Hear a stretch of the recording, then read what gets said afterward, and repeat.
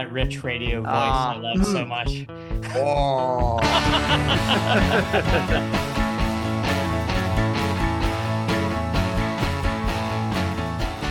There we go. Love it. Uh, man, people that have like really good voices. Oh yeah, I'm always super jealous of that. Yeah. No, I got a big old weird voice, but I've like learned to be all right with it. But I was just with Dave Latore, he runs like State of the Browser in London and the London kind of like web standards meetup. And he's got this big London voice and he was I was like, dude, you need to read me some audiobooks. And he was like, Oh, that would be amazing. he's like, so many people tell me that. So many people are like, we like, please do this. And so he was saying that he got put in touch with like somebody about like voice acting or whatever. So that'd be really, really cool. It would be. I've got I have a second cousin who does voice acting now. She actually went to school for it and is like now doing it. I'm like, that's amazing. Like how did you pick that as a thing? And that's what you landed on. Like that's so fascinating that that's what, was your spark and that's what you really, Yeah. double down on. Good, So good, fun. good for them. I think that Oh that's yeah. like really, really fun and fascinating that people are like, this is a thing. Oh yeah. Uh, this is a thing you can do, and I'm going to Do pursue it. that professionally. I wonder what they think of all the AI stuff, because that's a I think I'm going to see her this weekend for like a family like birthday gathering type thing. I'm going to ask her about that because that is interesting, right? To think about, hey, you provide this like human quality of things, whatever, but yeah, it seems to be like it can be manipulated in some way. How do you feel about that? you yeah. know? Well, there's the whole your voice is out there, and as are both of ours, right? Uh, We hosted a podcast. This it's is out there. episode 7, right? So anybody can kind of create a podcast off of our stuff. But then there's also like if this is like your livelihood, and now all of a sudden these things are generating Yeah. stuff. Our friend what's Jeremy Keith, you Oh know, yeah. his partner Jessica, she is a professional translator, and Oh wow. she just had an article in I believe it was like the Financial Times, about how the rise of AI has impacted her world, where it's just like, Yeah. she is one of the smartest people I know, and she's like, yeah, now like the stuff that's getting shoveled over to her is like, garbage, utter and complete garbage. And then she's, you know, yeah. That's so So it's sad it's in pretty so many wild. ways. It's like voice actors, translators, artists, I, designers, like exactly the people you don't you don't who don't think, need yeah, to be threatened by a thing. just people who are helping others, Yeah. Yeah, providing a good service. doing good creative work. And I think that this is, I think, like really the spirit of this episode. So just like to pull back a little bit. Yeah, So yeah. this is our season finale of Open Up, and um, we thought that it would be a really great idea to kind of take a step back and just kind of reflect on some of the themes that we heard and what we learned and kind of what we've taken away from these great things. That basically the spirit of the show is we're exploring the human side of working in this industry, right? Working as a professional designer and developer. And so we were asking things like, hey, are you struggling to find purpose or fulfillment in your work? Are you dealing with burnout, or, you know, trying to navigate our fast moving, always changing, weird AI powered industry now, Yep. or like dealing with some like rough interpersonal stuff at work. But just in sort of broadly speaking, it's like, yeah, the human experience of kind of working as a creative professional.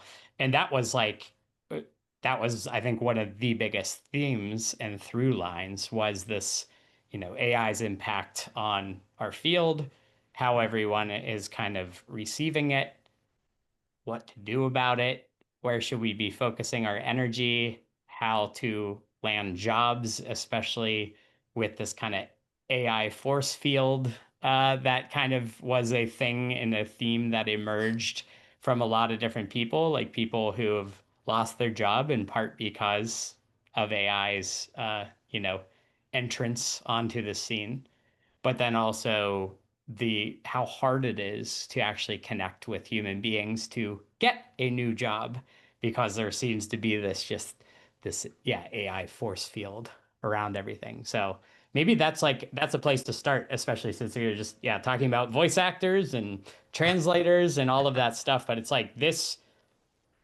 since we started this podcast, it certainly hasn't eased up at all. I feel like kind of to the contrary. I don't know if that's your take, Geoff. Yeah, that's definitely what we've seen in terms of themes, right? I mean, all this comes down to like technology is the field that we work in, from like a large umbrella view. And now what happens when technology is trying to abstract, well, the human side of what it is we do, which Yeah. is, we're problem solvers, we're people who are trying to provide services to other people. There's a lot about connection in there. And then when you start talking about the technical side of this and inserting technical experiences or abstracted virtual experiences for human ones, that starts to like fire off triggers, things such as where do I belong, am I still wanted here, Yeah. where basically where do you fit in to all this. And this has come up time and time again with all the situations and the stories and the questions that we've seen coming in. Would you say that that's roughly what you've been seeing too? I think so. It's like whether it's been through job loss or whether it's just been through kind of a gnarly current work situation where people are wrestling with a specific situation, or they are contemplating shifting gears, right? Going, I'm going to be I've been a designer and I want to turn into a developer or vice versa or whatever, or hell, I want to get out of this thing altogether, right? Yeah, It we've seen a does, lot it of kind that. of feels like, yeah, like that word belonging that you picked on is I think really, really telling and really, really accurate because it's probably not a uncontroversial statement to say that people feel unmoored or adrift or just kind of seeking for solid ground and solid kind of connection. And I think that it's like very, very challenging for people to find that solid ground. And so that's why like it really was. It was so that was the hypothesis because it reflects like so many of the conversations I've had just personally. So to see so many people writing in saying as much was, I think, really potent and powerful. That it's just like, yeah, okay, like you're not crazy.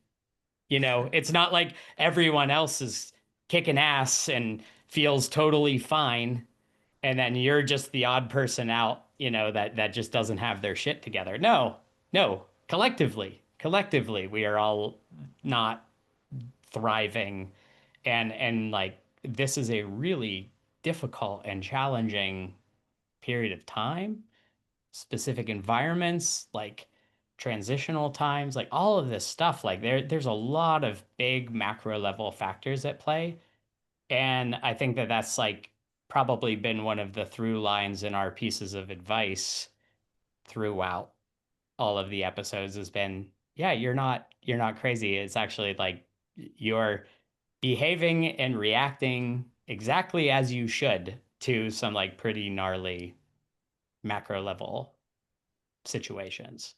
Yeah, and some of these things aren't exactly new, right? I mean, a lot of these things are the sorts of problems that we've seen in other decades, other centuries, even. Mm-hmm. Whenever we talk about our relationship to work, we're going to see common themes that pop up. But the scale, the magnitude, the speed, the Yeah. intensity of which we feel this is just exacerbated by the realities of, especially the field that we work in. So I, I mean, Brad, I've learned a heck of a lot just from listening to other people and trying to figure out myself, like where, like how would I approach something like that, given all of the like collective experience that you and I have in the field? Because we measured what we have like 40 some odd years of Yeah, experience. yeah, we're older than the web. Our collective experience is older than the medium itself, which is kind of crazy. Exactly. It is Yeah. wild to think about that, but it's also very clear that like the way that we first came into this field is a lot different than how people are coming into the field today, even. Yes. And so I mean, I don't know about you. Actually, I probably do know about you, but like I've learned a heck of a lot from it. It's really shaped the way that even I approach situations today, knowing that it's not the same as it was 20 years ago when I was just, cutting my teeth in all this. Yeah. That is an interesting lens to look at it because it's like 20 years ago, things were half as mature as they are now. And this word maturity is a very interesting one and is something that's kind of cropped up in recent conversations that I've had, and even in some of the stuff that we've picked at here, is that maturity in a lot of respects has translated to things are more sterile, things are more buttoned up. There's not as much room for play. There's not enough room, a lot of room for experimentation. Everything is chopped up and sliced and diced into like little, Jira tickets or GitHub issues or whatever. And it's like very like segmented, and here's the toggle switch for the developer handoff. And so what's very interesting is that it seems like maturity, scale, value and ROI and like, all of that stuff. There's like a lot of more like sophisticated stuff, but it does seem like that's come at the expense of like having a fair amount of wiggle room to figure shit out on the fly, right? Like whenever you started 20 years ago, did you like feel that that total pressure of it's like I have to figure this out like day one? Or like did you ever have like a job that you feel like here's like a safe place for me to kind of like play and like get my feet on the ground? Or Well, for me, I probably had a similar experience with lots of folks who are just leaving college, especially someone who didn't major in computer science, or, web wasn't, actually a discipline that people, studied back then. It was, yeah. you literally did, computer science. And I was far from that, right? I was international economics. So that was, a way different field. So I didn't know where I fit in at the whole, base level of, and so Yeah. I had gotten into copywriting and like manual writing and words on a page type thing, and I knew I needed a website, and then getting through there, I'm like, how do you make it? Oh, no, it looks like you need these types of things. Anyway, you get into that, but what I was really impressed by with the web was the community behind it at the Yeah. time, because it seemed like there were a bunch of rogue folks going in there trying to figure it out on their own, clicking, right Yeah. clicking view source and saying all reading the same gobbledygook and being like, what is this stuff actually doing? And Yeah. and how do we help each other understand it? And then we saw this like organic, natural evolution of like technical blogging happening in Yeah. in the wings. And that's how I felt like I really found a place. And I'm like, maybe I don't want to do economics and copywriting and all this stuff. Maybe I want to make websites. And it was super easy to get in at that point. Yeah. There were no roadblocks. But I don't know if the barriers to entry have gotten taller, or they seem more complicated, or even exclusive. um, I get that Yeah. sense based on the students that I teach in college courses. A lot of them are very fearful that they have to know everything, full stack. They have to, come in Yeah. with, a very heavy programming, background. They have to know design. They have to know accessibility. They have to know all kinds but they no one's teaching them all of that in a single place, or that's not part of like one program.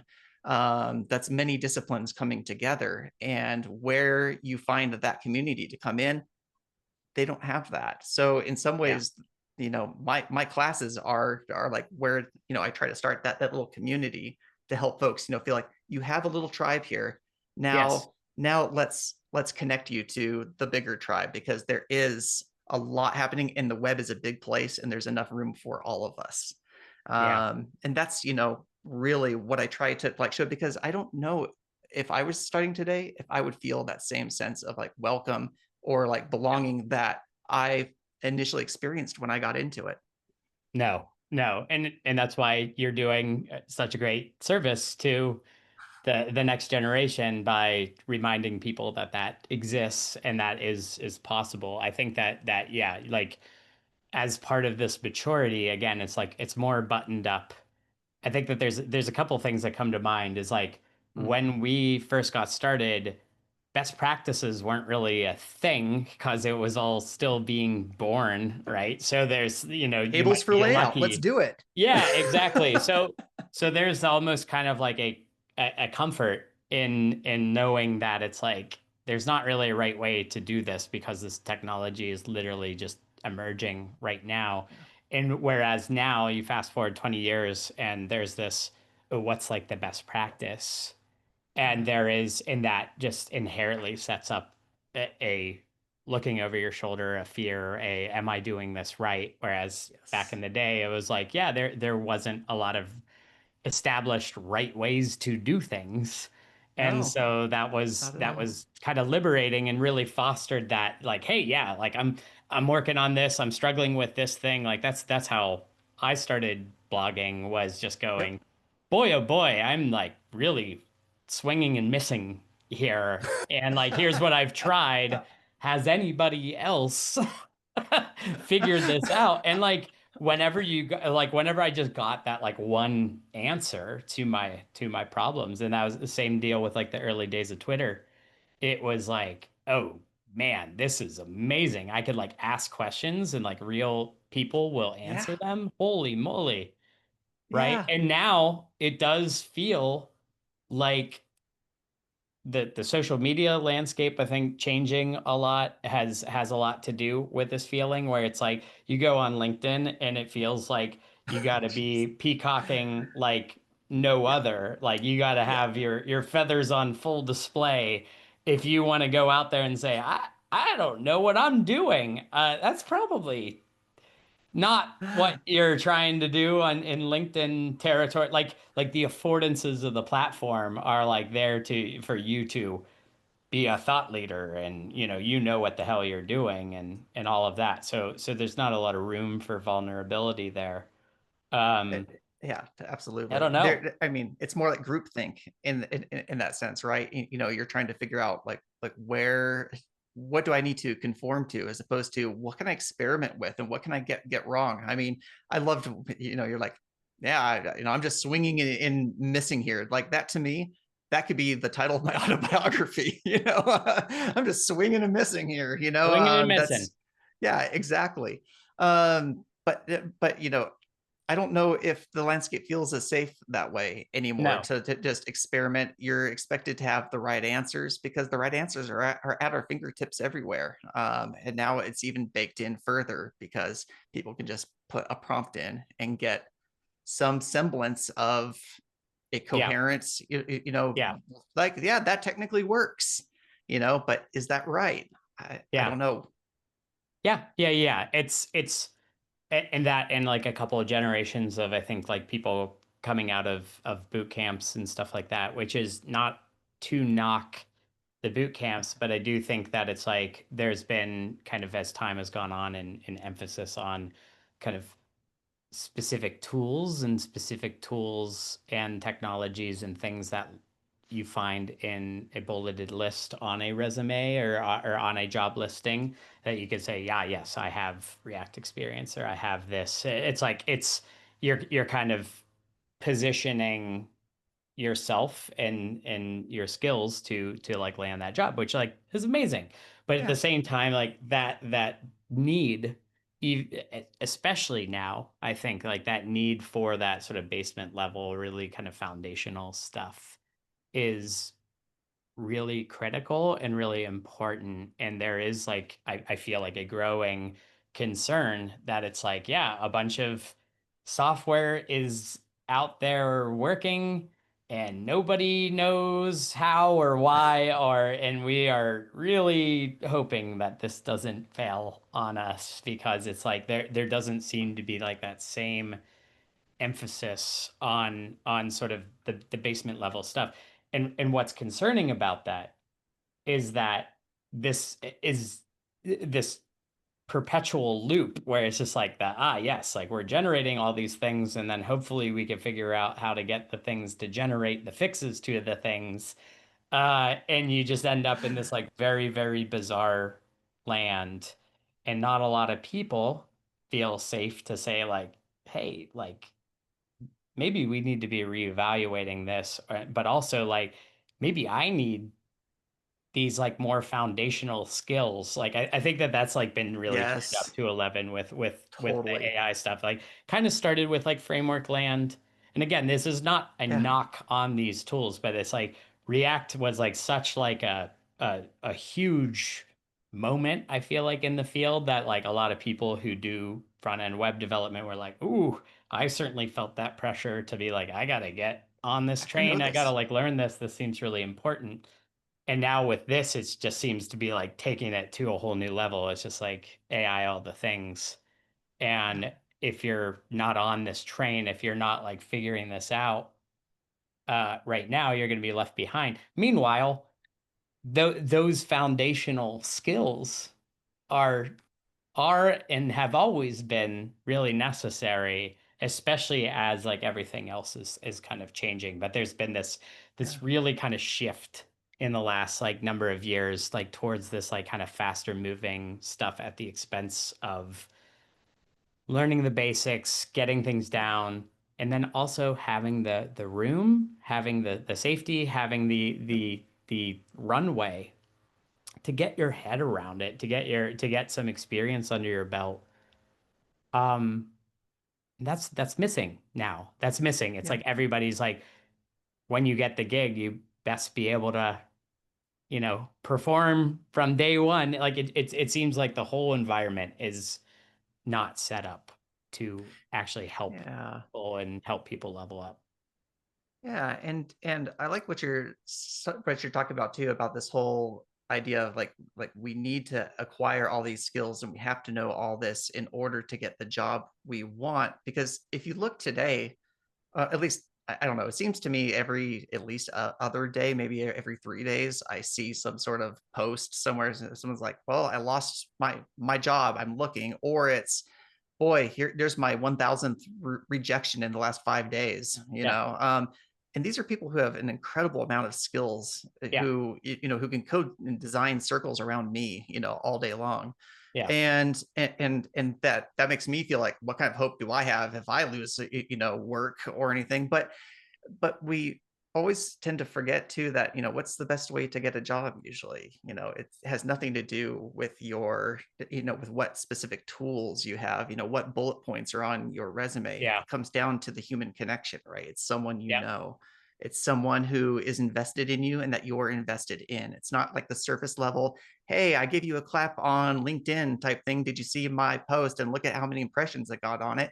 No, it's, hey, I've kept in touch with this person for like several years. We touch base every couple months or so. And, we've gone through, periods of time together where we worked together, we haven't worked together. And this opportunity came up through them. They thought of Yep. me, or I thought Yep. of them. And then they thought of me. Like that's the sort of thing that still speaks loudest, when it comes here. But again, all the conversation is on the other side of this, which is, Right. how do I make my resume look better? And of course, I get that too, right? Because you have to feed in an algorithm to apply for the job, and then you are putting yourself up against that, and you want to make sure that you stack up well. But then Yeah. again, There is a happy balance there, or maybe there isn't a happy balance. Maybe it's a frustrating balance. But but there's but but the they're human not side. mutually exclusive, right? No, they're You not. gotta like really, I think that like what we've been seeing is it's like there's this like big there the things shifted, which is to say once upon a time, this is how you go about getting a job, and here's the landscape, and like here are the things that you do. You create your new website, you go through these motions, you write a cover letter, you do all of this stuff. And that is proving to be ineffectual in this moment. Yeah, That's not a putting the fault on anybody who's no, doing this, but it does mean that it's like, oh yeah, the game has changed yeah, and I think the game has changed in like a lot of ways to the point where I can't tell you how often I have these conversations, and we had so many different people write in about exactly this, which is just like, yeah. hey, I think I'm done with the 40-hour a week job for like where I'm trading this life energy and this much of my time in exchange for salary. This actually like kind of feels like risky in this Yeah. moment, and that there's actually maybe something to that. Now, everybody's obviously on their own path, but there is something really worth saying that it's like I think that I pasted a link into the chat, but this idea Yeah. of like that we're bigger than boxes, right? And I think that like Mhm. this moment that the job shaped box has had a lot of people who have been writing into us and all these other conversations we've had sort of contorting themselves or chopping parts of themselves off in order to sort of like fit into this box. And that just feels like fundamentally wrong. Like, and again, it's not a knock on the people who are doing that. Like we're all, people are desperate to land that job so that they can provide for their families and live life. But it's like Yeah. there really does seem to be this opportunity, just like you were saying about like the real human networks and the human connections. It's like there's a real opportunity now that the game has changed to show up as your full self, as like the person who's into gardening and playing guitar or knitting or or whatever, or the person who has worked for the Peace Corps or like all of Yeah. that other sort of stuff that just didn't really feel relevant when everything these AI things are just like looking at bulleted lists and like Oh seeing yeah. how they stack up and saying yes or no in this very sort of soulless and dehumanizing way. It's like, is there an opportunity to be like, hey, look, you know, not only do I have the chops and the skills in this respect. It is, like I could get the job done, but more importantly, like I'm a vibrant and interesting and talented human being who has perspective, who has a moral compass, who has an ethical side. Like it's like there's a way to sort of like invoke all of that other stuff, those other facets to our human experience and kind of bring that to this new world and to use that to like circumvent or to cut through that AI force field. Well, that was sort of one of the tenets that we believed we were going to gain from something like the internet way back when, right? Which is like we wouldn't be conforming to something; it would just accentuate our uniqueness and connect us in interesting ways to where we would have not just one box that we fit in. That's why I like saying here is we're like bigger than boxes, but what we are is we are communities, and it doesn't matter how big those communities are. It doesn't matter how many people are in our friend group or anything like that. We're brought together by these human interests, these experiences that we are both into and that connect us together, that we can bond over and connect people over long broad distances that we've never been able to Yeah, at a faster speed yeah, than we ever have before.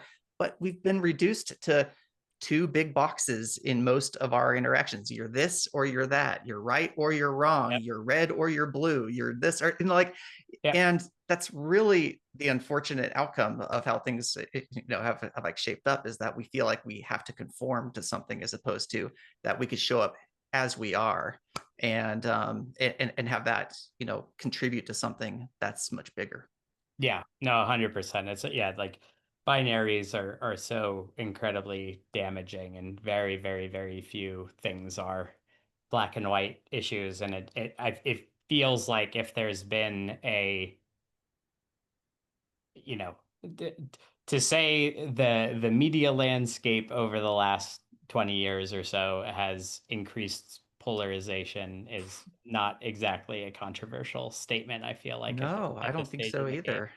So it's Yeah, like, yeah, so it's like the more in cells in the chat here sort of talking yeah. about like being open as a human being is going to change the way people respond to us. But it's like I think that there really is something there. It's like the people, there's this rejection. There's it's like a very like kind of punk rock thing to do now, is to just like show up as like a human being, going like, yeah, I don't know the answers to these things, or yeah, this is requires some nuanced thinking, and it's like that's like in this moment in time, kind of rejecting that like AI, is it God or is it the devil? Like, pick pick one Pick and one. only one or whatever, or like, Flip to page 97 based on your choice, right? yeah, exactly, exactly. Yeah, so it's like if you're able to show up as a human being, show up with some nuance, show up with like some exerting some critical thinking skills, and actually giving a shit about some things rather than just trying to be like, what do you want me to say? I'll say anything in order to like land this gig or fit into this box. I think that there's an opportunity, and I'm not saying that it's easy or it's for everyone, and I don't think that let me preface this by saying, like, I'm not saying do this, Yeah. but I think that there's an opportunity for at least some people to basically just be like, yeah, like kind of like we're declaring bankruptcy on like the current state of things, because the current state of things isn't really panning out. I want the default to be anybody who wants a job can get one, and that they receive one That's right. and are respected and taken care of and all of that stuff. Yeah. But it feels like when that's on the other end of that, where all the forces at play are not exactly prioritizing the health and livelihood of the workers who are working for them, it's like maybe we got to be inventive in this moment in time. And actually, I'm really curious to what you think, because there's sort of a personal level to this, then there's a communal level to all this. Hmm. It's like, what can I do as a person to like help, take care of myself and nurture myself in this time. But this is also very global in scope. It's going to take more than just me. 100%. Yeah. Like how do you balance those types of things, or like where do you search to go nurture yourself, and how does that translate into bigger communal supportive systems? Yeah, I mean, that's a damn good question. It's like kind of a lot of like I think what I'm starting to work on a little bit, but it's like you're absolutely right that we can't do this alone. And I think whenever we look at the theme or the vibe of so many of the people who wrote in to the show this season, Yes. it does feel like the weight of the world is on their shoulders and their shoulders alone, and that communal sort of like nature of things like you were describing earlier in like the earlier days of the web, where it's just like more of like just kind of a default. Yeah. It's very, very interesting, and that's the unfortunate paradox of the trajectory of the World Wide Web, and of the internet. I'll say the internet. Yeah. And I'm going to draw a distinction between the World Wide Web and the internet. But like the Totally. paradox has been, we have never been more connected than we ever have been, ever. ever in the existence of all of humankind. We are we are all connected. We we got some people on this call from probably a couple different continents at least.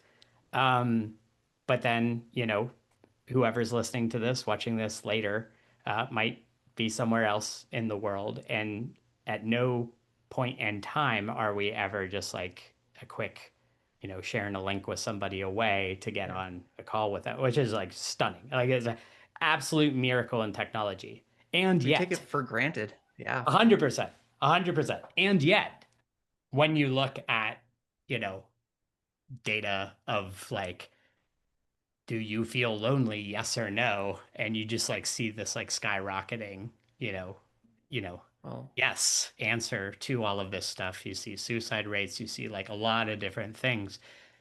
At no point in time, all of human history, we have never been more connected, and yet people are saying, I feel alone.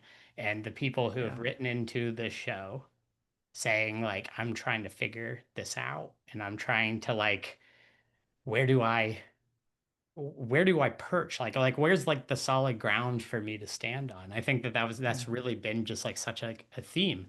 And it's like Yeah. what a failure, right? On our like collective part, like to not cultivate the actual ideals of the World Wide Web to actually sort of like foster real meaningful connection with people, to actually like put people together Yep. for not for advertising reasons, not for engagement, not for whatever bullshit metrics that are going to sort of like make a bunch of money, but like really just to like connect people in order to help each other and get better and improve. So I'm always quick to remind people those ideals are still there. Those the Yeah. ideals of the World Wide Web. When you look at that, it's like yeah, like access to information. It's free. Bidirectional nature of the web. Accessibility, inclusivity, all of that stuff. Like those are like some of the best human values ever exist like that have ever existed, right? It's kind of like whenever you look back to the founding documents of like the United States, and you're like, oh, here was this opportunity to basically say, you know all men are created equal and stuff like that. And obviously like that reality was different, but like the birth of the World Wide Web was one of those moments.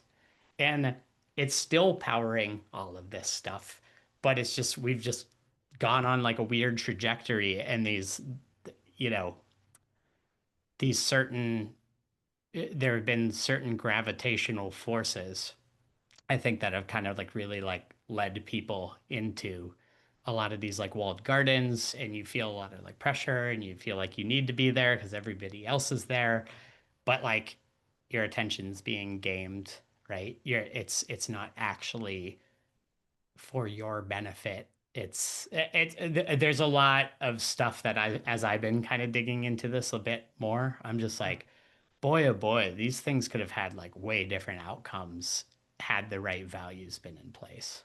And Well, and it's a shame. It's a it's happening shame. right in front of our eyes. I mean, what is one of the biggest uses of AI right now? Right? It's counseling. It's people seeking personal advice and helping make big life decisions or helping to process hard feelings. Um, and that's scary that we don't think that we can turn to other human beings for this sort of stuff because that shows a level of vulnerability that we're not willing to expose. Yeah. Instead, we're happy to outsource that to something that feels Yeah. maybe like a substitute of the real thing because it maintains our sense of like, well, at least I'm not putting myself too far out there to be shamed. Yeah. Um, Even though we could dig into it further and be like, well, yeah, that prompt is now living somewhere, and is Sure. connected to your user ID and does all Yeah. this Yeah. stuff. Yeah. Yeah. Yeah. But for some reason we feel better about it, right? It's like Yeah.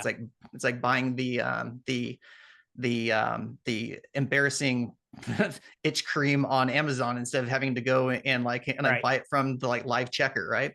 I used Uh, to I used to work at CVS. That was my are high you school job. serious? I used to work at CVS high school job, and it was I loved watching this because people would like take their like embarrassing products and like, just put them in like a little weird ice cream sandwich with like Yeah. some normal things. So it's like, here's my like Raisinets, and then like here's my like, whatever in between. But occasionally you just get a guy who just like walk up to the counter and just like slap down a thing of condoms on like that on the counter, and I'm like, What of it? good for you, man. But there is something to this where it's like there's like the vulnerability, there's like a lot of like the sort of unspoken, I think, kind of forces at play where it's just like I can't actually like say what's like really going on, or I will be kind of penalized for it. And I hate to say that it's like to invoke this, but I just got back from Berlin, and a lot of history over there, Oh, and like we you would went say. to the all of the museums really. Like I think they like really do a good job at like kind of unpacking all of this. And it's like when people are kept apart from one another, when people are pitted against each other, when people are feeling like um I can't speak freely or else there will be consequences, then bad things happen. And so I think that there's like really something to all of that. Like in this moment in time, it does like feel important. And I don't like doing it in kind of like a everything sucks kind of way, but I do like saying it's like, hey, just a reminder, we're all people, we're all together, and there's a lot that could be gained by really kind of like coming together and having places where we're able to sort of have these kinds of conversations, right? This is Yeah. real. Like this is like the real shit. And that's why we wanted to do this show in the first place, is that we're looking out across the landscape. Obviously a lot of great technical content, people like Yep. helping people learn the new skills, learn, Yep. okay, Figma schema just happened a couple weeks ago, and here's a torrent of, news that's kind of covering that. There's not a lot talking about, how we're actually navigating this stuff as human beings. And I think that that's really the glue that allows for us to kind of do the work, right? Like it can't all just be Figma plugins. It can't all just be code repositories. It's like these are human beings working together or not, and your success or failure has very, very little to do with your technical skills and everything to do with how you are showing up, how you are collaborating, how you are communicating, how groups of people operate and create cultures and systems that, allow for good work to happen rather than shitty work. Yeah. And that makes me think a lot too. I mean, this is a recurring thought I have in my mind of like, that if we get married to the tools that we evangelize or that we adopt or that we really rally around, that's where like every I mean, it's the same idiom as saying, to a hammer, every problem's a nail, right? Yeah. And it's like, well, no, I use this Figma plugin, or I use Figma, and so every problem is going to be a Figma shaped, or it's going to be in a Figma shape, or Hmm. but if we divorce ourselves from that idea and remember that tools are just resources or something that we have at our disposal, and different tools are right for different jobs, or Yep. sometimes different tools can do the same job, then we have to like maybe divorce ourselves from the idea that like what's shiny and new is the best practice and the way to go, because that's what's going to get more claps from people who we share our work with. But maybe what actually works, what sort of problem solving criteria did you put into this to like to solve a problem, and then how does that help shape your idea and understanding of what problem you're actually trying to solve. Oh. um I mean, in some ways, it's like we've abstracted things so much that we almost say that like, oh, you have a problem. There's an app for that. and it's like, oh shoot, okay, I guess that, which one do I use? It looks like all the cool kids are saying this one, so that's what I'm going to hop on. It kind of reminds me of the whole SAS versus less days. Remember those? It's like, oh, which camp are you in? Well, they kind of technically do a similar thing. Like there's just a little slight difference in the client side rendering at the end of all this, Yeah. but you can choose which one you want, and there isn't really a repercussion there. But we feel like that there is table stakes involved if we're evaluating from the lens of, well, no, this is how other people use it, this is how this is the shape of the problem, it fits this SAS Yeah. hole. I'm Yeah. going to go down that rabbit hole instead. Yeah. Yeah, it's really funny to see how even our the little decisions we make, or the little tribes that we find ourselves, or camps that we find ourselves going into, really shape the way that we approach our own Yeah. problems as well. Yeah. Yeah, I think that that's exactly right. And it's like, yeah, we build our communities around specific things, including JavaScript frameworks. And then it's like Yeah. whenever something else comes along, that's a threat to the tribe, and therefore we gotta do something about that, and we gotta, you know, start throwing elbows around and being defensive and starting to invalidate, any good thing.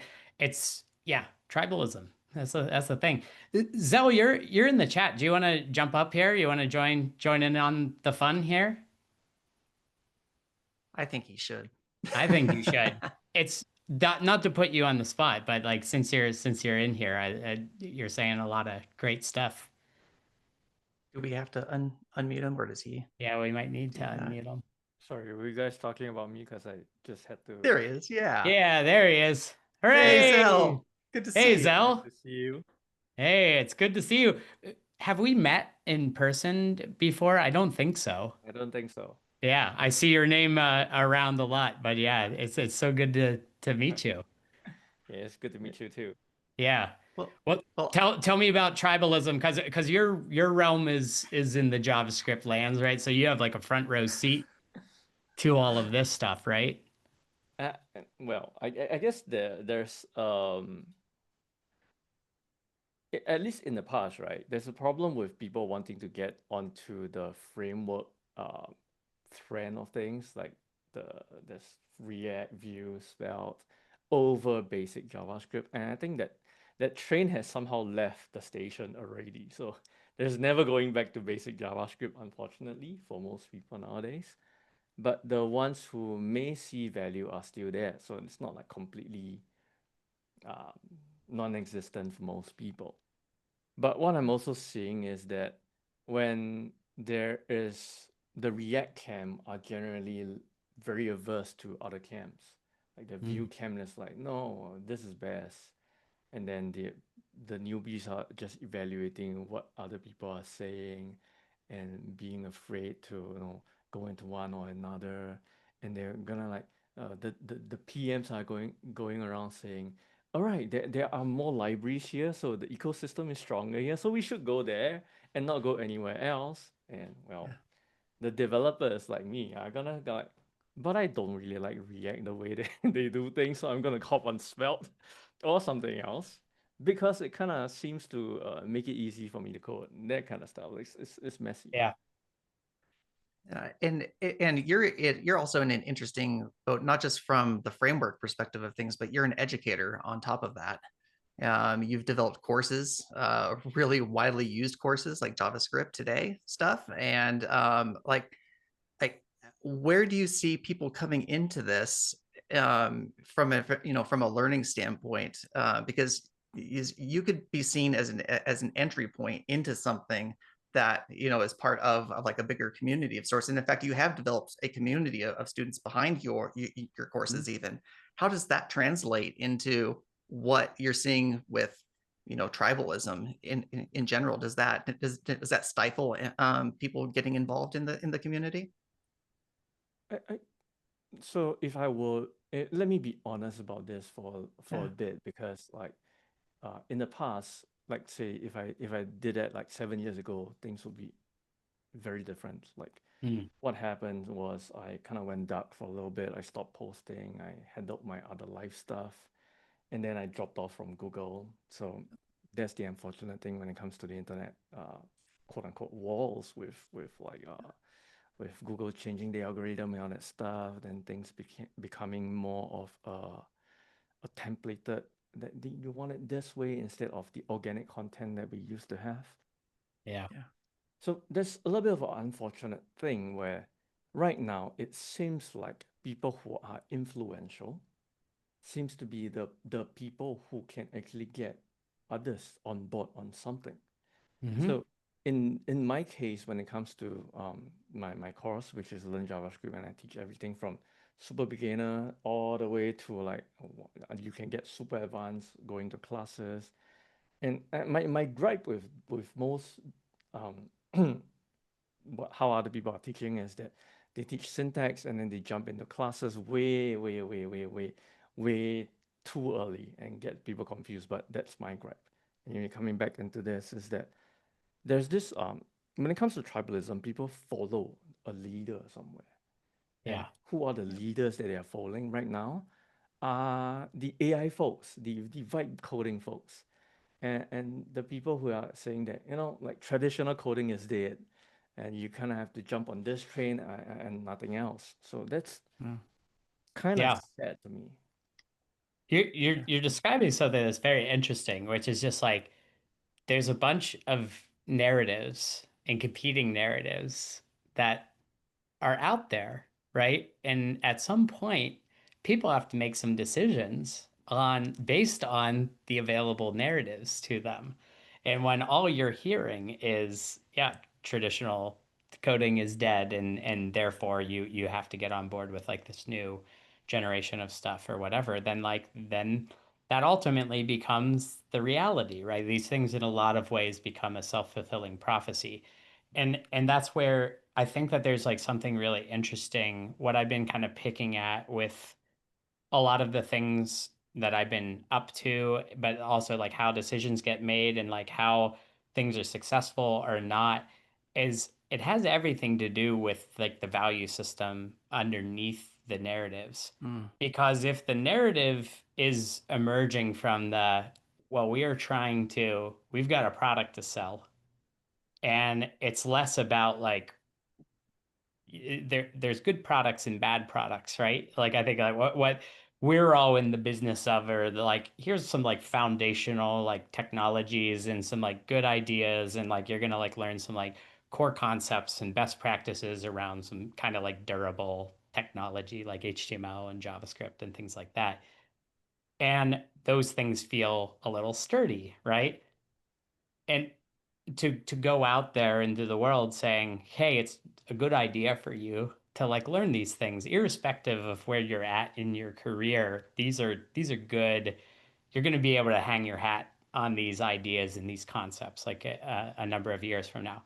I think that there's like a different class because it's at this like kind of faster moving like layer where it's like, oh yeah, here's this thing, and it's either like it's an open source thing, but it's like how we're earning our keep is like this specific thing, this specific implementation of this thing. And like everything's pros and cons. So there's like a lot of good stuff there. But whenever you get into the game of like basically trying to like shape a narrative that like everything else is bad because it's either old or like that's one of my biggest beefs is like old equals ancient and disposable. It's like a lot of times old just means old, sturdy, reliable, Reliable. whatever, right? So there's that. So it's like it's the narratives and like what values and what incentives are sort of shaping those narratives that I think that's I think like a skill that is I am really really worried about, not just in our field but I think the world in general. Is like you just see it, like take the news cycle, here's a headline, to be able to unpack that and go, okay, according to who, Yeah. like any this thing is good or bad, right? Or this Yeah. thing even happened. you need to be able to unpack that and think critically about like, okay, like what's going on? What's the source? Like, is this, are other people saying this? Like, you know, that is the stuff of the the the actual world, the world of facts and things that we need to be able to stand on solid ground. Because I think that everyone is just feeling like yanked around by things of like, this is your this is this, this is again, this is God, this is the devil, this is whatever. Yep. And there's no real desire or incentive to try to like kind of dig deeper and say like, hey, like what's the common ground that all of this stuff is standing on? Right? To bring it back to Yeah. JavaScript, right? You could be like, oh yeah, like there's all sorts of reasons for the Sveltes of the world and all these other sort of like frameworks to exist. Like they all do some different things, but at the end of the day, they're just like these nice little abstractions and helpful things that are sitting on top of this thing called JavaScript. And that's fine. You could still be out there and extolling like the virtues of your specific thing Yeah. while still laddering up or rather down to like these fundamental concepts. And I think that that's the thing that like kind of icks me out a little bit is that there's like kind of this goes all the way back to the jQuery days where it's just like here's I was like the just about to say. jQuery way to do Yep. this thing, and it's like, well, it's really there's like one jQuery thing actually in there. The rest of it's just kind of vanilla JavaScript kind of Yeah. stuff. But I don't know, branding, narratives, influencers, like you're saying, Zal, it's like, yeah, like there's people that are out there, there's people that hold a lot of sway, and kind of being one of those people a little bit myself, I like it's hard. It's hard to like be like, yeah, am I speaking truthfully? Am I like doing this as a way to try to get people on my side versus like this is like actually just what I think is right and good. um there's a lot of pressure, so like it's not to like knock people that are in those positions of influence, Yeah. but I do think that it's important to just be like, man, it's like if you're saying, if your entire business hinges on certain conditions to be there and like all you're Yeah. doing is like out there just kind of hyping things up to get people to buy your shit, that doesn't feel particularly great. But And that's like what the landscape I think has like turned into. yeah, uh yeah. For that, I guess I was in a position where I was similar to that, where a bulk majority of my income comes from the JavaScript course, which I do believe that is good. mm-hmm, But the problem with doing that over time is that you keep having to harp on the same things over and over and over and over again, even though mm-hmm, some of times it may not be real to you. mm-hmm, And Hmm. that's one of the problems with content creation in a sense, because you're trying to drive something that you care about. But at yeah, some point there is a level where it's too much, where you yourself will have to disengage and talk about something else. Otherwise, you'll just be driven into a mad hole or a vortex that you Yeah. can't really get out of, which I was sucked into. And then I guess part of that has led me into a depression when it comes to mm, marketing, when it comes Mm. to doing the work, and I kind of went dark for a long time. So yeah, Yeah. Geoff knows of some of the history because it's really Yeah. bad. But I shall Yeah. not pull it out here because it's really bad to talk about. Yeah. yeah. Well, But thanks for sharing that.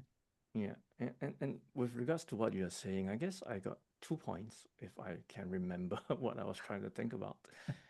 And number one, what's scary about how the world is going nowadays and how people consume content is that we are all fed with the algorithm.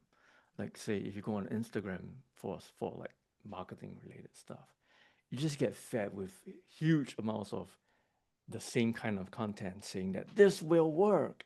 But if you switch your gears a little bit and take a look at say web development on Instagram, you go like, oh, that's a completely different set of types of content. People are talking about completely different things.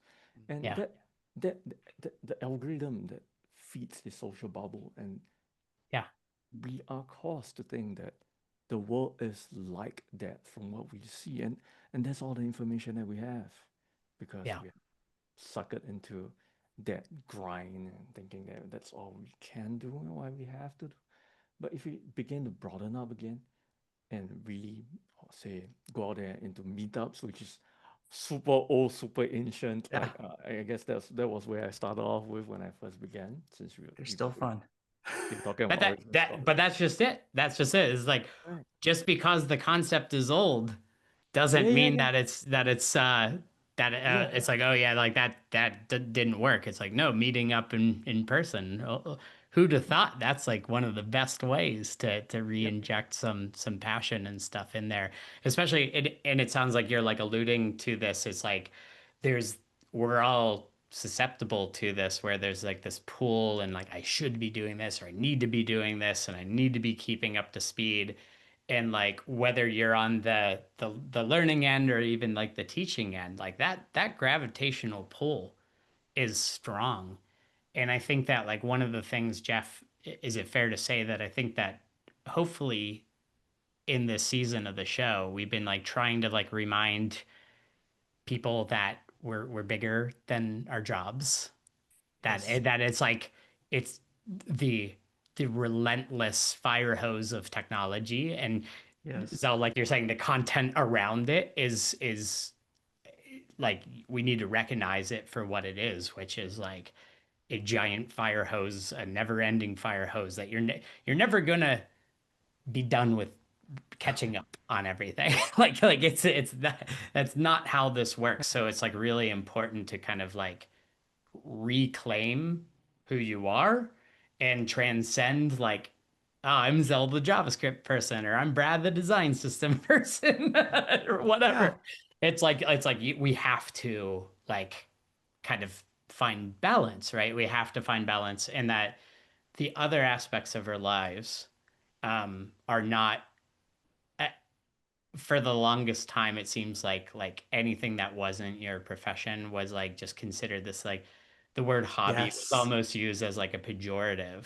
And it's like Yes. I've now thankfully turned the corner into it's like, nope, that's actually just another part of who I am that has equal grounding to who I Awesome. am as a professional.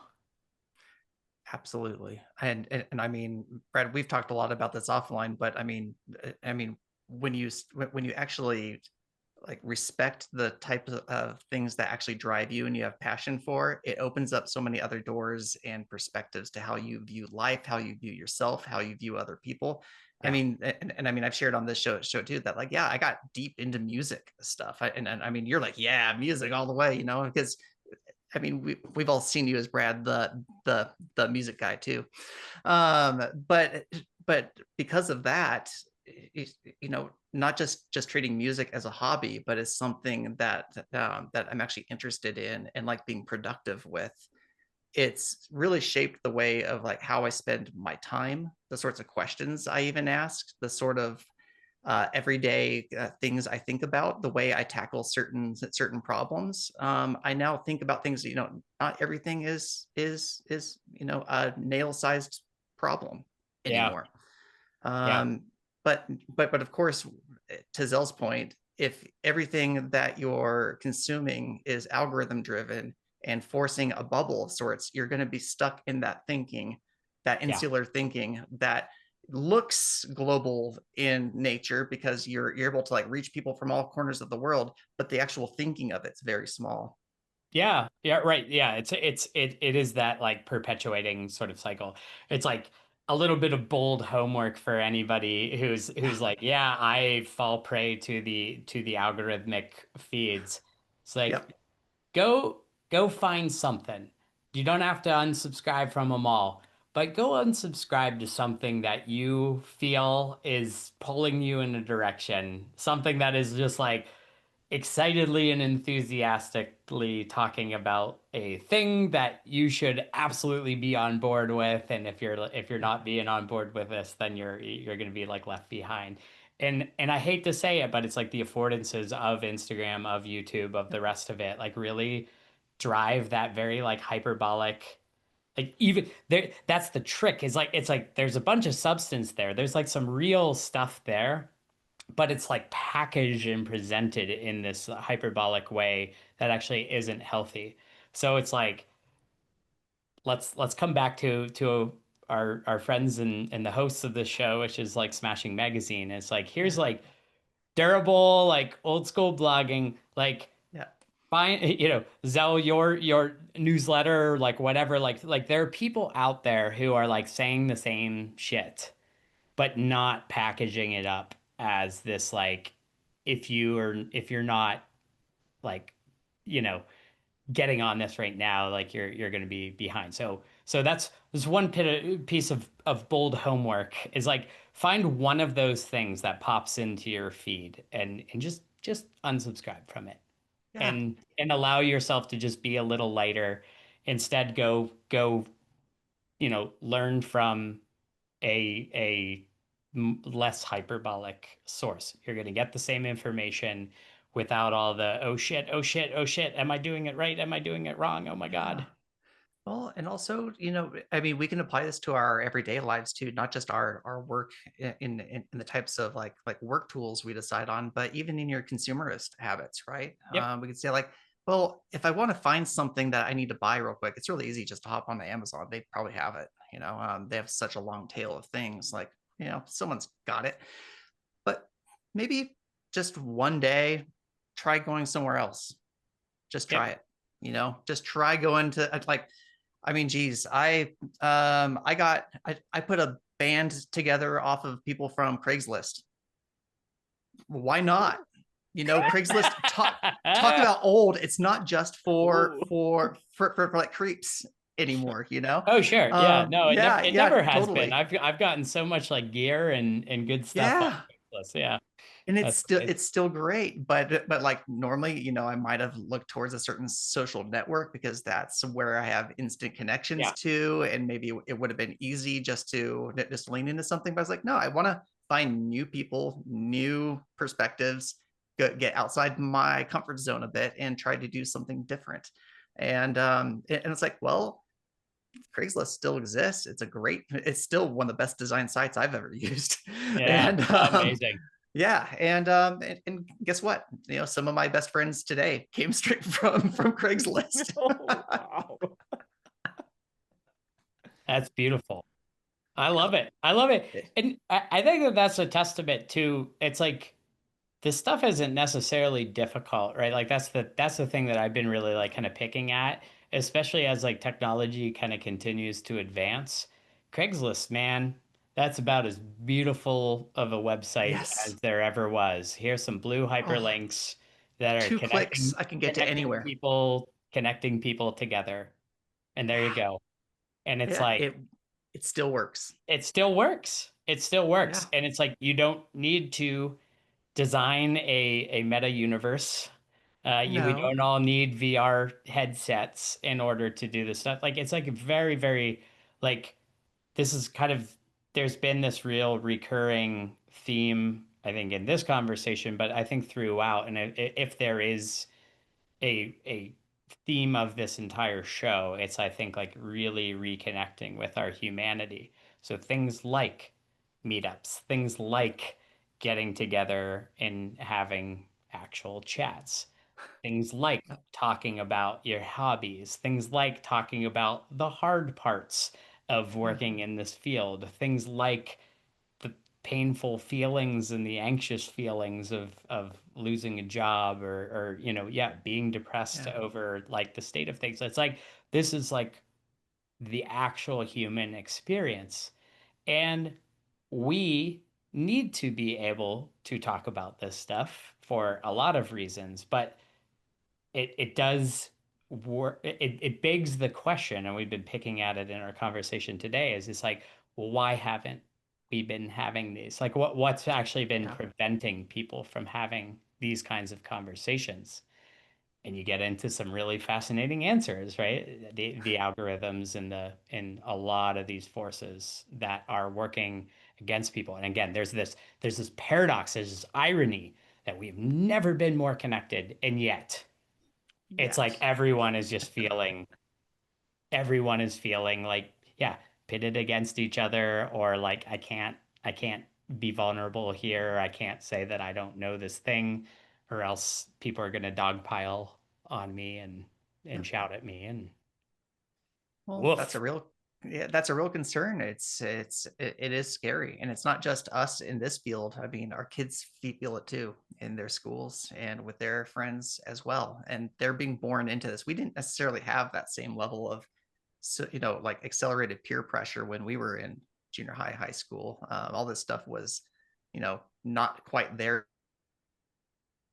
yet, and now our kids have to deal with this on a level that I I can empathize with, but I didn't have to experience myself, Yeah. and that's scary to know like how that's going to influence their longer term journey into adulthood and into their professional careers. Yeah. No, 100%. Did you read The Anxious Generation by I Jonathan did, Haidt? yeah. Yeah. Yeah. Pretty potent, pretty potent, pretty powerful It's stuff, but it is. It's like, I think that that's like there's a real I'm starting to really come to terms with the fact that like so much of this stuff for the longest time, I think I was naive and trusting that it's like, oh, well, if these things kind of make their way out into the world, that people have done the at least basic due diligence of trying to make sure that these things aren't doing active harm. But I think like especially now that with AI entering the scene, Bing rolling out their AI features, but also just every social network just totally just injecting it into the bloodstream of an yep. already really gross and like socially fraught like kind of platforms like these platforms, and you're putting things like AI into Snapchat, which are already like like doing a lot of like damage to kids, and then it's like, oh yeah, like what could possibly go wrong? And when you just like realize you're like, oh, these people have done next to nothing Yeah. to like actually make sure that this stuff is not going to do active harm. I think like as a designer, like that is just the most important design principle is don't do harm. Like avoid harm. Like don't like what could go wrong? If I put this thing out here, how could somebody mess with this and do What something consequences nefarious? are there? Like Yep. that has to be one of like the basic design principles for anybody working in this field. And so the fact that like we now have this stuff that is just being, again, this is all the stuff that's being shoved in front of our face, and it's like you got to get on board with this, you got to get on board with this, you got to get on board with this. And when you just like look at how ill considered and how like unexplored a lot of the downsides of this stuff are, it's like, Yep. oh, holy smokes. And I'm not a Luddite. I'm not like a doom and No. gloom kind of person. Like there's real utility for a lot of this stuff, but like we have to be like thoughtful. Like where's the thoughtfulness? Like where's like the nuance? Where's like a clear-eyed thing, what I would love to hear people say back to like tribalism, or like because right now it's like again these narratives are being shaped by people standing to gain a whole lot of money off of the adoption of this technology. Like there's absolutely a way for these people and platforms that are creating this next generation to basically go, yeah, real talk, the environmental cost of this is huge. Here's what we're doing to tackle this. Like we are clear-eyed about this. Like we know that it's important. Here's these really important societal harms that can be done by this. Here's what active steps we're taking on this stuff. Or like we could have rolled this thing out, but we didn't because like we feel Yes. like we haven't been like there's a way to be like this technology is good and we actually care about it and its potential so much that we're actually willing to like do the right thing. But instead it's just being like thrust upon us, thrust upon kids.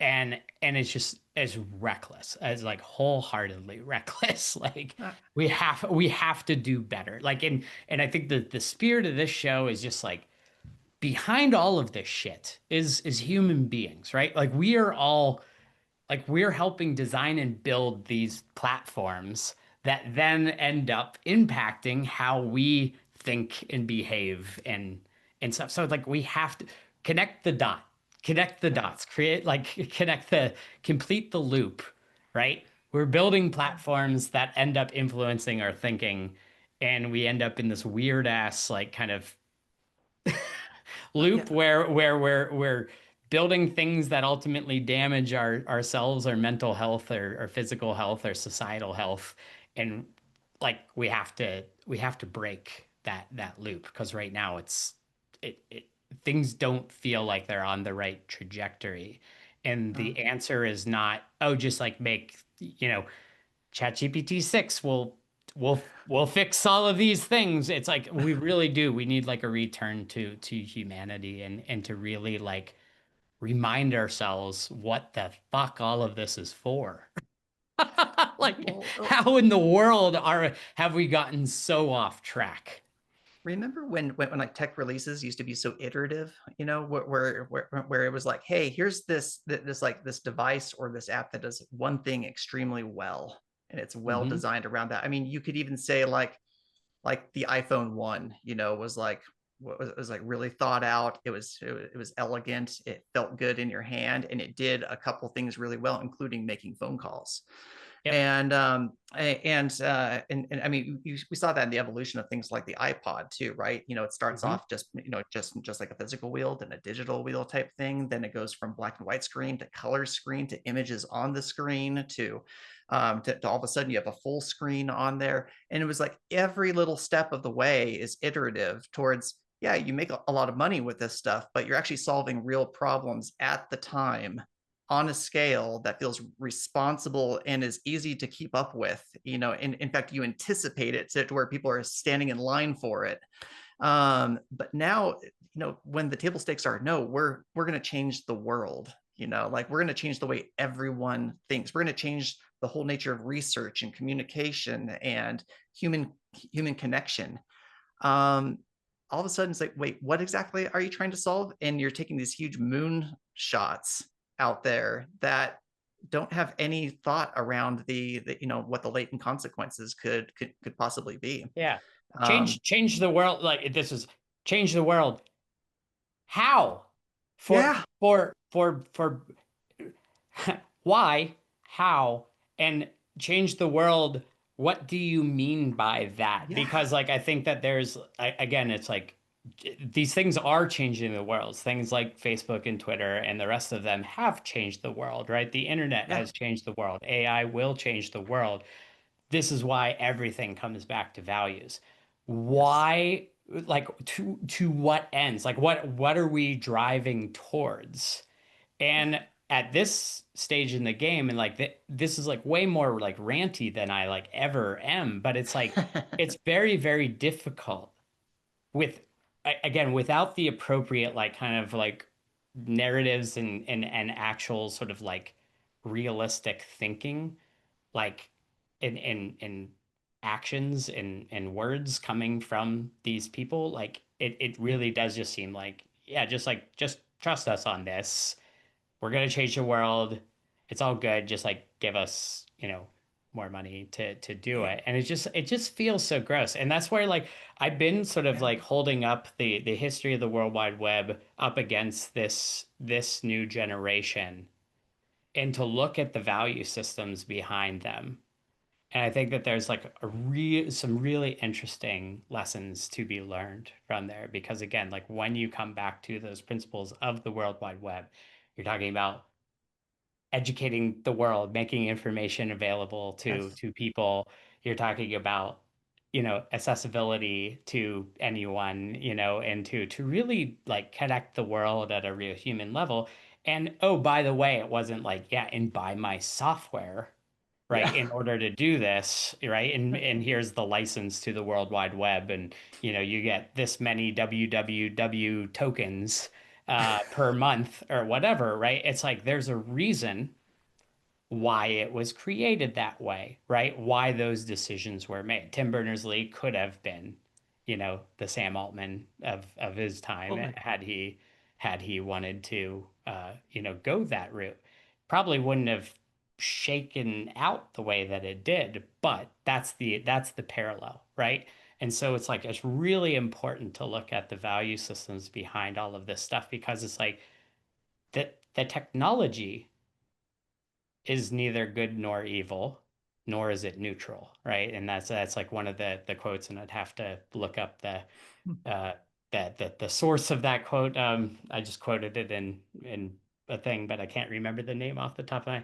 But the technology, there's a lot of there, right? And Yeah. that's why like everybody's like betting on, right?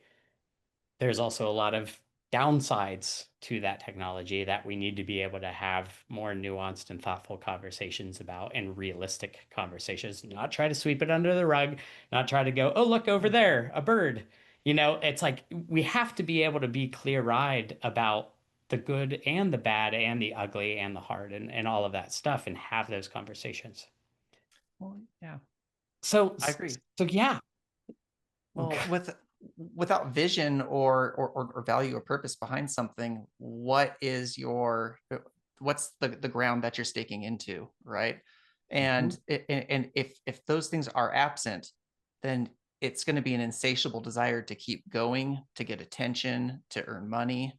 And again, to what end? At what point is your mission done? If your mission is I'm changing the world, well, it's kind of like when everyone's responsible to feed the dog, no one feeds the dog, right? Yeah. Um, and this is a problem in my house right now.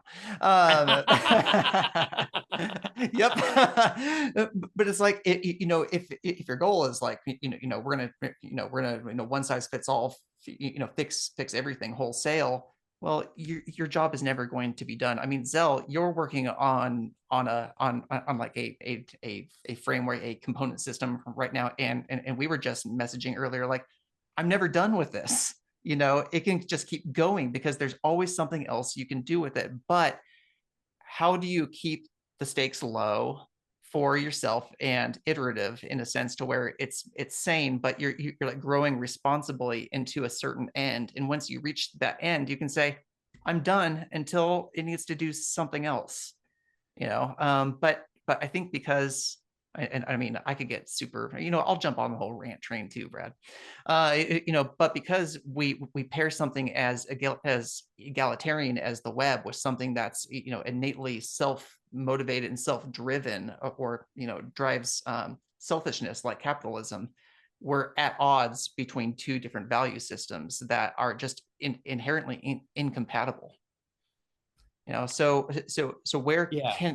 where can we tame that insatiable drive to always move forward at any cost, Yeah.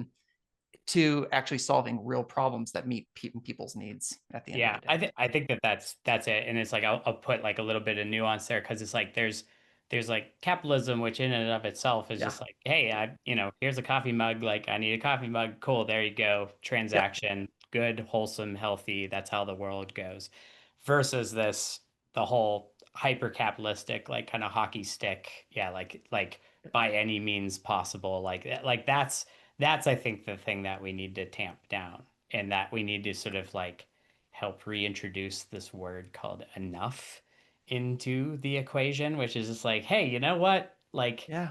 maybe we don't need, you know, all 8 billion people online and on No. Facebook or like maybe No. maybe like having like a little bit and like having like a sustainable business that can like feed a bunch of its employees like year over year is Yeah. good and that we don't necessarily need to quadruple in size year over year. It's like Yeah. it's that like kind of unbridled growth that feels to be the thing that needs to be re-evaluated, that pursuit. Oh, And yes. that's where it's like it really does. It just kind of feels like that's the value system that's kind of undergirding the Yep. the current AI landscape, and for what it's worth, the current technology landscape writ large, right? When you look Oh, across the big tech companies and the rest of them, it's like they've been kind of on that ride for a long time. There's some really good things out of it. Like we got a couple billion smartphones on the planet that are connecting a lot of people together. But when it's like it just kind of we just keep going and there's always the more and there's always the feeling that all trickles down to us and our feelings of it's like gotta have like the latest things, gotta be like doing the latest, technologies. Like I gotta be on board with this or I'm like going to be left behind. And it's like yes. these are new phenomenon. Like that we've always been creatures of our environments. And historically, yes, there are things like the Industrial Revolution and stuff like that, where it's like, oh wow, that was like that up and ended some like real stuff. But like that's playing out over the course of like a generation or Yes. two. And with this, especially because the world of pixels and the world of software is so unmoored from the atoms of the real world, like yeah, your JavaScript library can just like go on forever, unlike like an architectural building where it's just like, okay, this Yep. thing's like generally done right now. Like we'll Yep. we might add on to it a bit later or whatever. But like there's the things take time in the physical world in a way that they don't in the digital world. And we're now like a few decades into sort of like just this constant and perpetual like kind of ship ship early, ship off, and every single day is a new thing. And that's like it's messing with our heads. It's messing with our heads. So maybe that's the season one cliffhanger right there. You know, Will we all still be here next season? Tune in. we don't know. We don't know. But I do think I think that yeah, we could kind of put a bow on this. I think that like we wanted to sort of like thank people and just kind of share a bit like what's next. So this is a season one finale. This was our MVP. Is like can we talk about this stuff? Like is this valuable to folks? And we've had a lot of great feedback from people. We've had so many great people write in. So like thank you to all of the people who opened up and shared their situation, put their heart on their sleeves, talked about their fear, their anxiety, their job loss, their struggles, their all of that stuff like that. Thank you from the bottom of our hearts for writing in. Like it's a very brave and very vulnerable thing to do. So thank you for that. And you just helped a whole lot more people just by way of sharing your experience. And I hope that whether through this show or elsewhere on your own website or whatever, continue sharing your own experience and you will benefit others from it. That much I know to be a 100% fact. Want to thank all the people who joined us live. Like we kind of like set it up where like I guess we'll do this as like a Zoom call, even though it's like it was like a little bit podcast format, a little bit not. We were kind of figuring it all out. So thanks to everybody who sort of showed up and joined us live and hopped on like Zell today. But also we had a co-host Rebecca Garza Bortman in our last episode as well. So yeah, so thanks to all the people who are like participated. Thanks to you for listening. Thank you, Geoff, for Oh, showing hi. up to this. I was I reached out to the Smashing Crew and was like, hey, we should do this. And then it's like, here's Geoff. And I'm like, okay, that Who's worked this? out great. Who's this guy? That was fantastic. It It is turns out that fantastic. was a good idea. Who knew? He's like the I best mean, guy Who you could knew? ever have on this sort of thing. Yeah. jeez, No, oh it was jeez. great. I mean, like seriously, like I think from kind of our first conversations, I was because at first I was like, this is a little bit out there of an idea, like Yeah. versus, talking about HTML and CSS and stuff. So it's like, here's Geoff, and I'm like, okay, like All right. sure. But I'm like, oh shit, yeah, you totally get it. You're about as human as human gets, man. So Oh so gosh, thank you.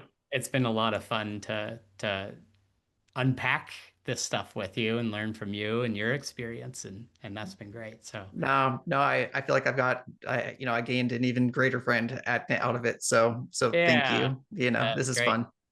And thanks to Jaren and Karis and Amanda Yes, and everyone at Emma and the whole Emma. Smashing Yep. crew, like everybody who helped put this thing out there. Again, like this was like a brand new thing, and we were like, hey, we should do this, and they're kind of like, okay, let's Sure. do it. And so it was really great. Again, it's like I feel like we got like a really good MVP out there. I think that there's like these are the kinds of conversations that I think we need to keep having. So I think that we're going to be doing in like the sort of interim here is we're going to be kind of just kind of regrouping and figuring out like how best to like structure things and like what we want to do.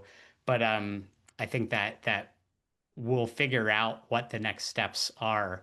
And I think the best way to sort of figure this out, like this is where my head increasingly is.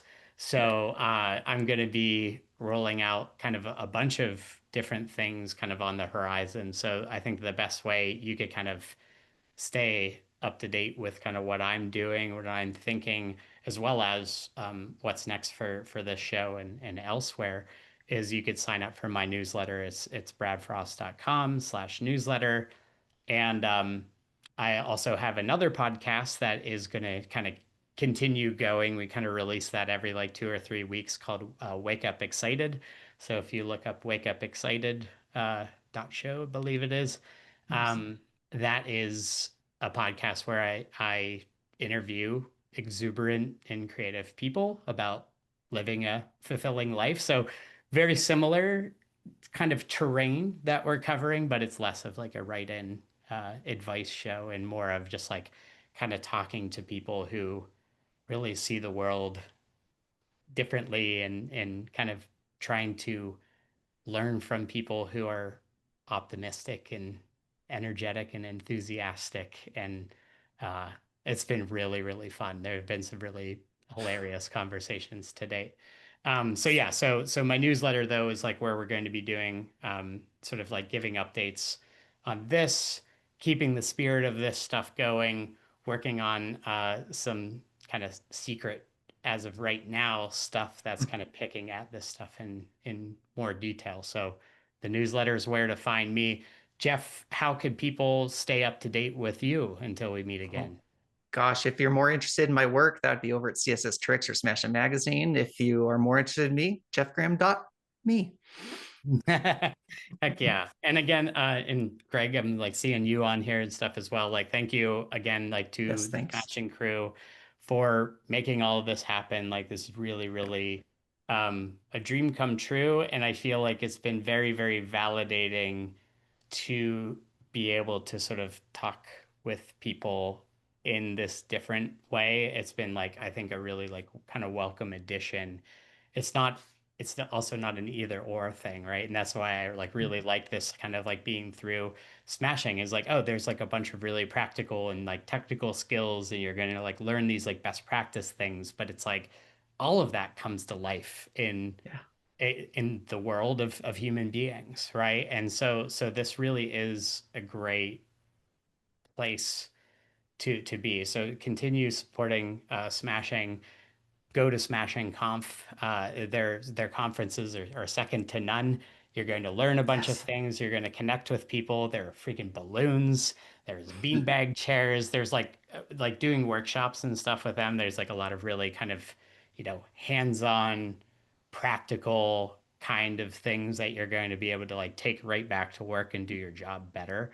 But then there's also like the kind of more mega dose of inspiration coupled with you're gonna like learn some practical things along the way. But like I really love that like 1-2 punch of like kind of practical stuff, but the more kind of like human inspirational kind of Mm. stuff in there. So go to Smashing Conf, become a Smashing member, subscribe to the blog if you aren't already, connect on LinkedIn if you aren't already. I feel like that's kind of saying like if you're a duck, you should be in the water, but it's like, but at the same time, like I don't know, people need to know about this. So So true. Because Smashing Conf and Smashing Magazine, I feel like, are really some of the last like holdouts of like the good parts of the Mm. web. And like I think that we really need to show up and support organizations like Smashing Magazine and Smashing Conf in order to really cultivate the humanity and connection that we've been talking about all season. So can't stress that enough. Like you're all, if you're listening to this, if you're a practitioner, like yes, tool specific things, framework specific things are helpful. Not saying like don't ignore those things, but like look to and support community driven events and organizations. I think that that's really like something that's becoming increasingly clear for me. So just want to like underscore that. Cool. Okay, well, I think we did it. Season Hey. one complete. Well done, everyone. Thank you so much for showing up. And Zell, so great to see you on this call too. Seriously. Yeah. Thanks Really, for really joining, great. Zell. Yeah. Good job, guys. Okay. All right. Well, until next time, we'll see you See ya. later. Thanks, everybody. Thank you. All right. Good to see Bye-bye. y'all. Bye. See ya.